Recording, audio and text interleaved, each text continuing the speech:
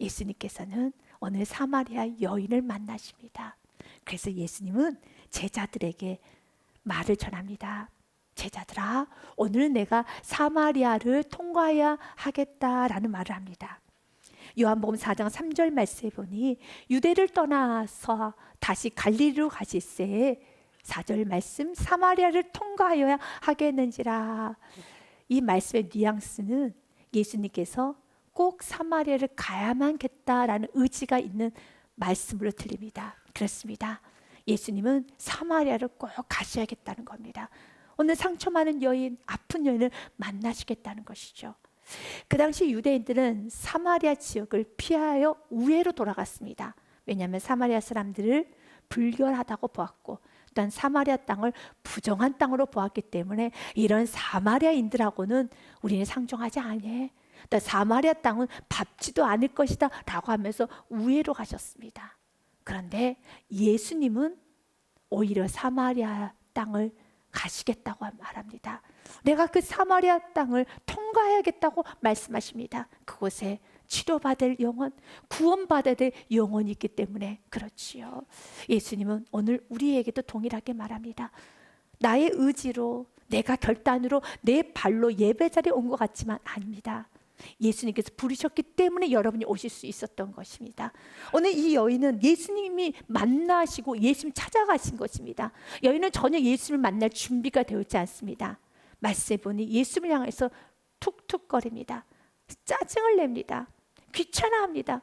도대체 왜 나에게 이런 말씀을 하십니까? 모르기 때문에요.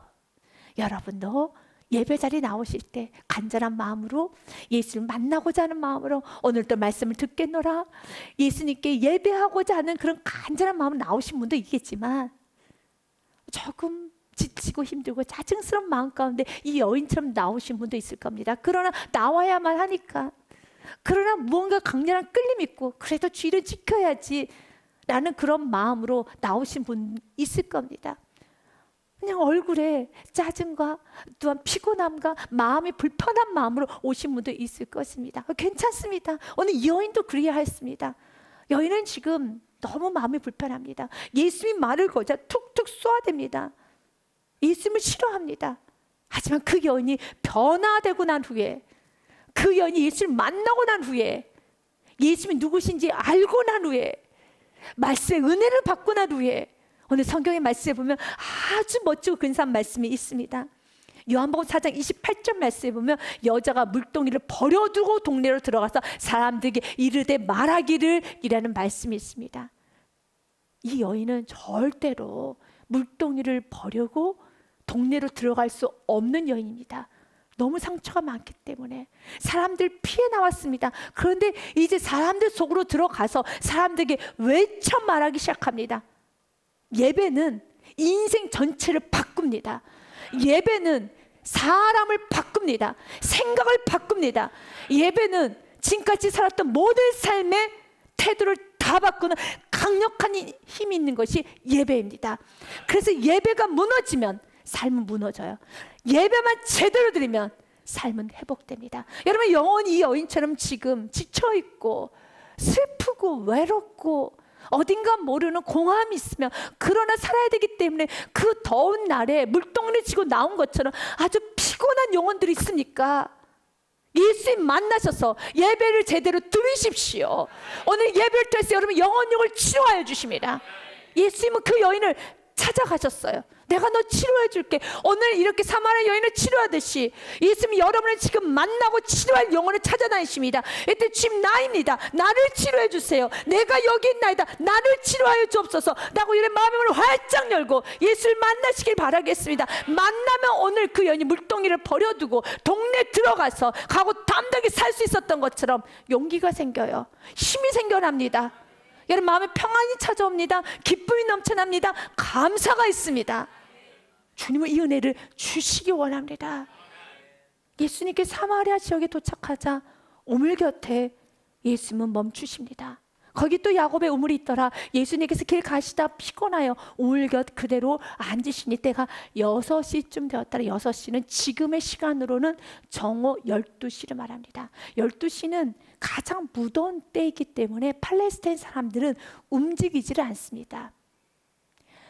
그 시간대 움직이면 열병이 날 수도 있고 또한 몸에 많이 안 좋아지기 때문에 움직이질 않습니다. 그런데 아무도 움직이지 않을 때 7절 말씀에 보니 한 여인이 나옵니다. 사마리아 여자 한 사람이 물을 기르러 왔음에 예수님께서 물을 좀 달라 하시니, 이 여인은 왜 아무도 움직이지 않을 때 홀로 물을 기르러 나왔을까요?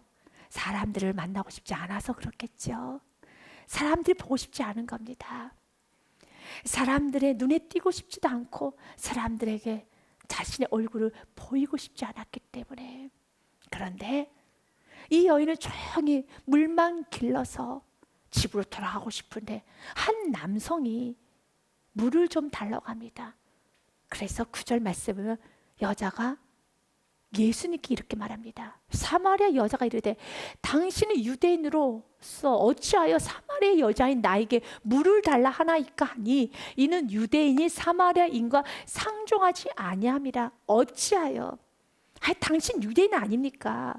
유대인은 사마리아인 나를, 사마리아 사람들을 개 취급하던데 상종도 하지 않고 불결하다라고 말을 하면서 멀리 하는데 오늘 또 무슨 의도로 나에게 무슨 흠을 잡으려고, 무슨 또 딴짓으로 나에게 지금 넘어뜨리려고 나에게 말을 거십니까? 그리고 당신은 남자고 나는 여자이지 않습니까? 어찌하여 남자가 여자에게 말을 거십니까? 그래서 첫 번째, 예배는 내가 누구인지 알았더라면, 이 여인이 자신에게 말 건넨 그분이 예수인 걸 알았더라면 이렇게 툭툭 쏘아대지 않을 것이고, 경계하지 않았을 것이고, 의심하지 않았을 것이고, 짜증내지 않았을 것이고, 밀어내지 않았을 것입니다. 이 예배가 나를 살리는 예배, 내 영혼을 숨을 쉬게 하는 예배, 내 영혼을 회복시키는 예배, 나에게 치유하는 예배, 나에게 다시 한번 회복하는, 열심히 살아왔기에, 열심히 살았기에, 그러나 열심히 살았다라면, 열심히 살고 나면 자신도 모르게 상처를 받게 돼요. 나 어디서 긁혔지? 몰라요. 사람과 부딪히면 부딪힐수록 자신도 모르는 흔적이 많이 남아요. 치료받아야 되죠. 여러분이 그리스도인으로 세상에 살아간다는 것은 쉽지가 않습니다. 그래서 매 주일마다 여러분 영혼을 치료받으셔야 되는 겁니다. 육신을 치료받으셔야 하는 겁니다. 그래서 다시 한번 영혼의 평안함을 얻고 기쁨을 얻고 회복을 얻고 나가셔야 되는 것이지, 영혼이 무너진 상태, 너덜너덜한 상태에서 또 나가면 여러분은 이제는 싸우겠다는 것밖에 안 됩니다. 이스라엘 백성들은 하나님을 알면서도 하나님을 외면하고 살았어요. 에레미야서 말씀해 보니 이렇게 되어 있습니다. 17장 13절과 14절 말씀해 보니 이스라엘의 소망이신 여호와여 무릇 주를 버리는 자는 다 수치를 당할 것이라. 무릇 여호와를 떠나는 자는 흙의 기록이 되오리니 이는 생수의 근원이신 여호와를 버림이니라. 버리면 안 됩니다. 생수의 근원이신 여호와를 버리는 것이 아니라 갈증이 나고 힘이 들면 주님께 나아가 말씀을 들으십시오. 그래서 여러분들이 마음이 좋지 않을 때 혹시 이런 말을 하십니까? 나는 오늘 마음이 너무 안 좋아서 오늘 교회를 못 가겠어 라고 한다면 그 생각은 사단이 주는 생각이에요. 마음이 좋지 않으니까 교회 오셔야 돼요. 물론 마음이 좋을 때도 오셔야 합니다. 그럼 마음이 좋지 않을 때, 마음이 아플 때 오셔서 치료를 받아야죠. 그 모든 치료와 회복과 체험은 예수님께로 오는 겁니다. 14절 말씀에도 이렇게 되어 있습니다. 여호와여 주는 나의 찬송이시오니 나를 고치소서. 그리하시면 내가 낫겠나이다. 나를 구원하소서. 그리하시면 내가 구원을 얻으리다. 주님이 고쳐주시고 주님이 구원해 주시면 우리가 치료받고 구원을 얻게 되는 겁니다. 이스라엘 백성들이 가장 큰 죄가 무슨 죄인 줄 압니까? 수많은 죄를 지었죠. 그러나 성경은 이스라엘 백성들은 이 수많은 죄를 지었지만 그 죄 뿌리는 딱 두 가지야.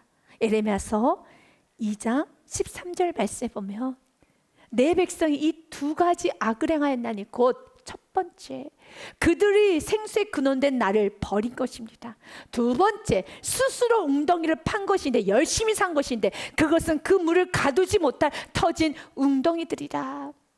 주님은 우리가 스스로 열심히 사는 인생이 아니라 하나님을 믿고 살며 힘들고 지치면 하나님께 찬양하고 하나님께 도와달라고 요청하고 하나님과 함께 하나님과 교제하며 살기를 원하고 있습니다.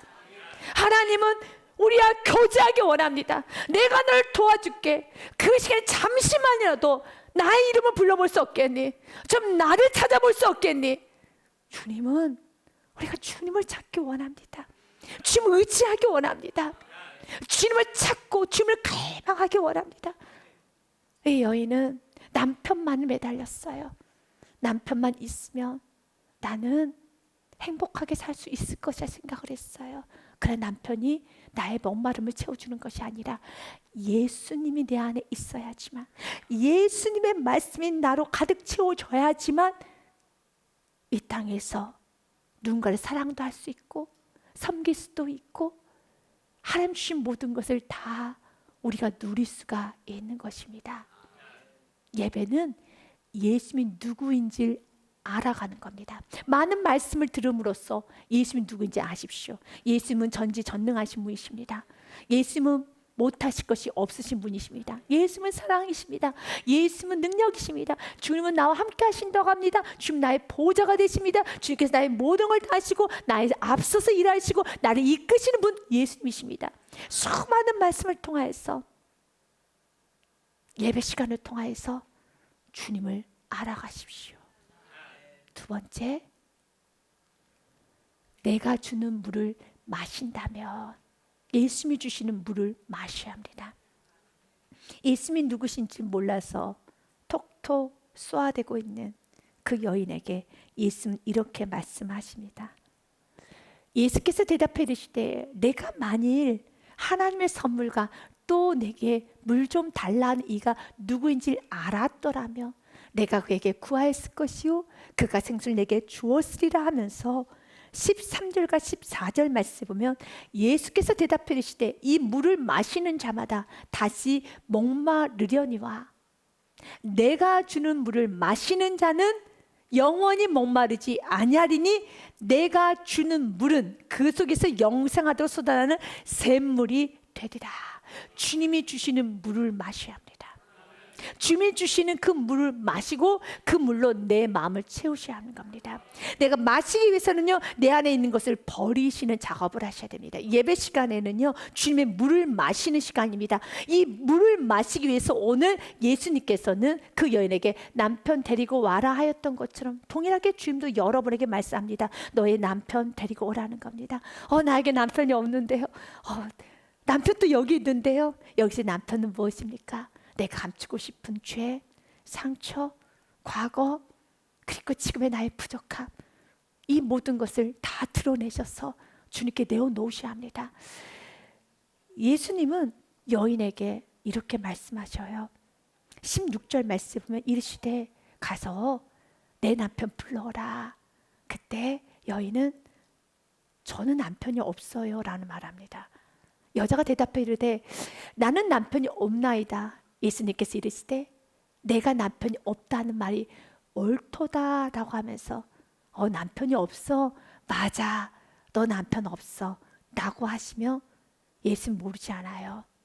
예수님 그에게 남편이 있었다는 것까지 알고 지금도 남편이 있다는 것을 압니다. 그런데 여인의 말에 너는 남편이 없지.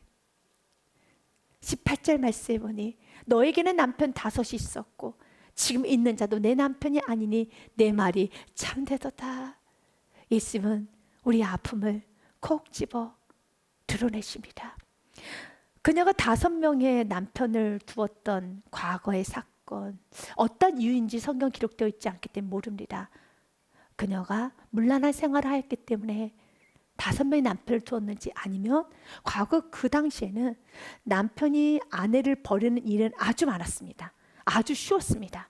그래서 이 여인의 인생이 너무 정말 슬프고 기구한 인생이기 때문에 5명의 남편에게 계속 버림을 받았는지 모르겠습니다. 지금 현재 남편도 예수님 말합니다. 너에겐 남편이 없지.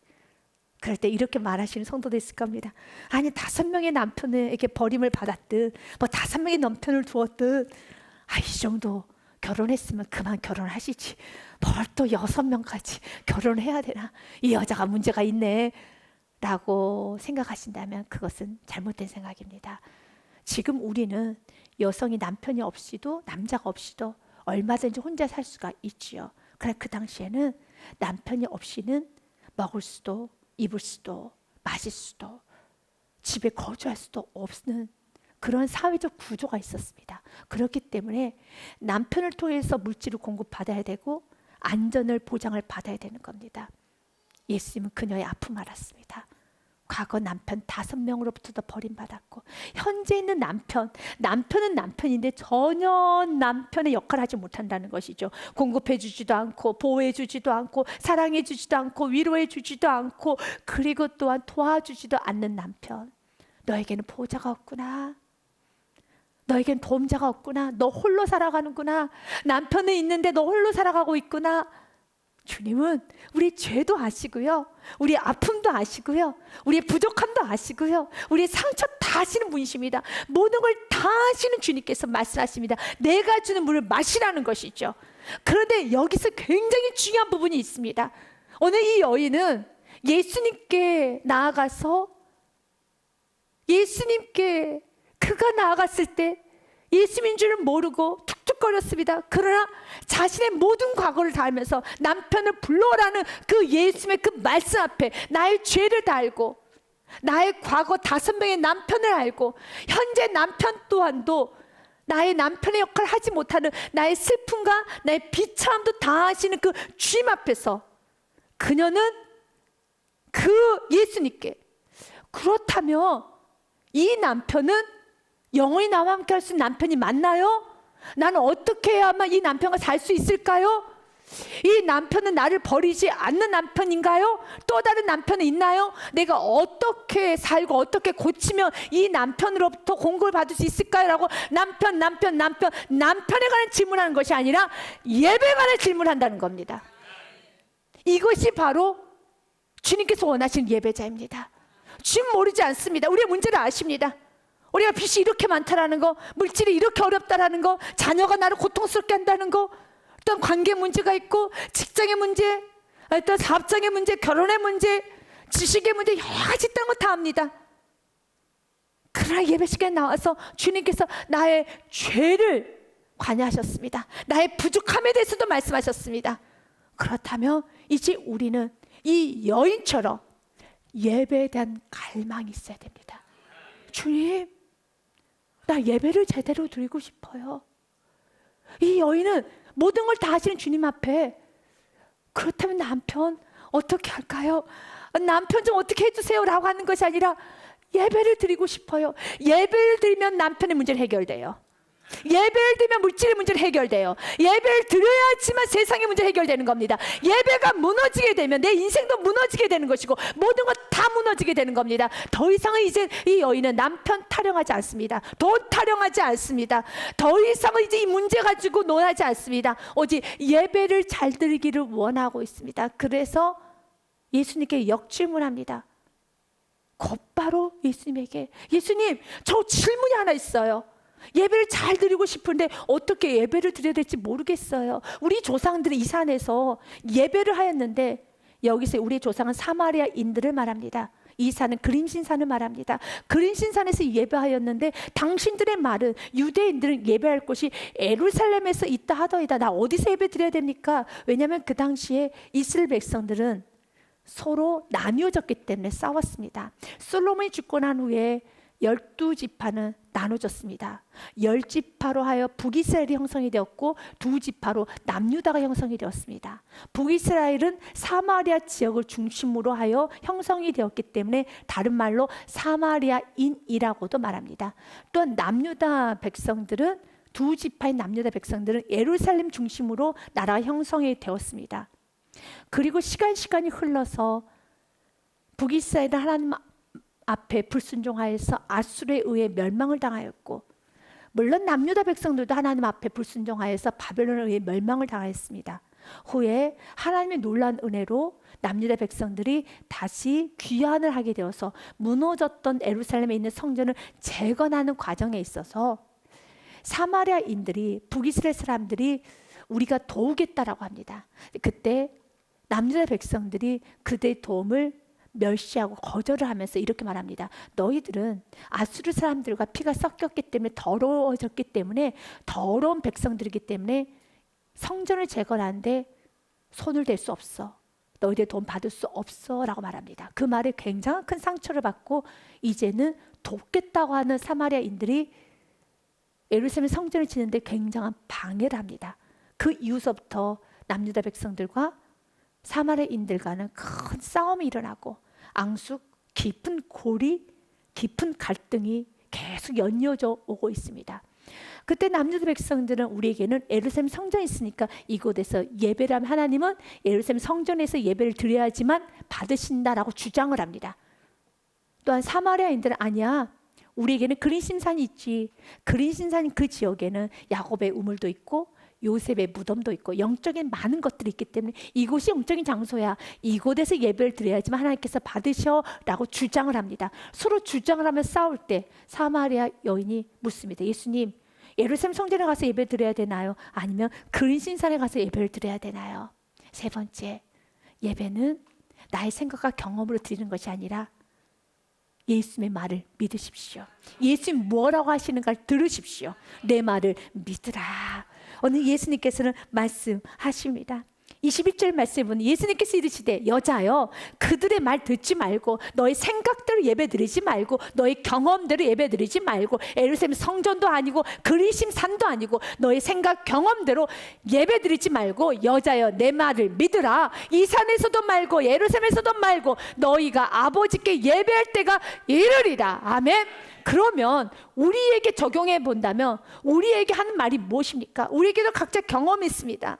나는 과거에 이렇게 예배를 드렸다는 경험, 또 나는 이러한 신앙 연수가 많다라는 거, 또한 내가 가지고 있는 여러 가지 헌신했던 많은 시간 내세면서 나는 예배자다라고 주장하지 말라는 겁니다.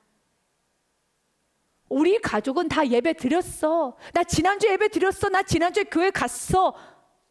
나는 이렇게 예배자리에 앉아 있어 라고 하면서 내가 예배 드린 장소를 내세우면서 출석표를 내세우면서 나 주보 있어 주보를 내세우면서 나 직분 있어 집사야 나 권사야 장로야 목회자를 내세우면서 나는 예배자라고 주장하지 말라는 겁니다. 예배는 신령과 진정으로 드릴 때만이 예배라는 겁니다. 그 어떤 것도 예배자가 되는데 필요치 않습니다. 그래서 예수님이 계속 연이어 23절과 24절에 이렇게 말합니다. 예수님께서는 아버지께서 참되게 예배하는 자들은 영과 진리로 예배할 때가 오나니 곧 이때라. 아버지께서는 자기에게 이렇게 예배하는 자들을 찾으신다고 합니다. 어떻게 해요? 영과 진리로 예배하는 자를 찾으십니다. 24절의 말씀 한 번 더 읽겠습니다. 하나님은 영이시니 예배하는 자가 영과 진리로 예배할지니라. 아멘. 영은 무엇입니까? 마음입니다. 그래서 마음과 뜻과 정성을 다해서 예배를 드리라고 했던 것처럼 마음을 다하여 들으십시오. 정성스럽게 들으십시오. 육신의 몸으로 앉아서 여러분 입술로만 아멘, 또한 온몸으로 고개만 끄덕거리는 것으로 멈추는 것이 아니라 그 외형적인 모습이 우리의 내면에 더 기품이 있어서 마음 안에 간절함이 있어야 됩니다. 하나님 말씀 듣고 싶습니다. 하나님 만나주세요라는 그 간절한 마음이 있어야 됩니다. 그 애달픈 마음이 있어야 됩니다. 주님은 우리의 마음을 받기 원하시면 그 마음 안에 성령님이 계시죠. 그 성령님의 다스림을 받으며 성령의 인도함을 받으면서 어떤 것도 제한하지 않고 성령님께서 마음을 좀 만지시고 눈물을 흘리게 하시면, 어떤 감정을 요동시키면 요동한 그대로 반응하시고 눈물로 반응하시고 내 온몸으로 반응하시면서 주님 나 주님께 예배하기 원합니다. 달과 같은 춤추는 예배자가 되십시오. 사람들을 의식하는 것이 아니라 어떤 나의 지위를 의식하면서 나의 어떤 인품을 의식하며 나의 여러분 갖고 있는 형식을 의식하는 것이 아니라 성령께서 이끄신 대로 간절한 예배자, 목마른 예배자, 간절히 주님께 엎드리고자 하는 그 마음의 예배를 드릴 때 주님은 그 예배를 받으신다고 합니다. 또한 진리로 예배를 드리셔야 합니다. 진리가 무엇입니까? 말씀이라는 겁니다. 이제는 말씀이 선포가 되면 그 말씀 앞에서 내 생각을 버리고 나의 계획을 내려놓고 난 여전히 주님 앞에 남편을 말하고 싶고 돈의 문제를 말하고 싶고 이 문제만 해결하고 싶지만 주님께서 아니야, 넌 지금 남편의 문제가 아니고 자녀의 문제가 아니고 이건 물질의 문제가 아니라 이건 사람과의 관계의 문제가 아니라 너와 나 사이 막힌 담이 있단다라고 말하면 그 막힌 담부터 해결하고자 하는 겸손한 말씀 앞에 엎드리는 의지가 있어야 돼요. 받아들이셔야 하는 겁니다. 그리고 주님 앞에 반응하셔야 됩니다. 맞습니다. 내 고집을 꺾습니다. 내 생각을 내려놓습니다. 내 안에 있는 우상을 버립니다. 주님께 엎드리십시오. 이럴 때 주님은 말씀합니다. 이러한 예배를 받으신다라고요. 우리는 이 여인처럼 예배당 갈망이 우리가 천국까지 가는 영원한 갈망이 되어야 합니다.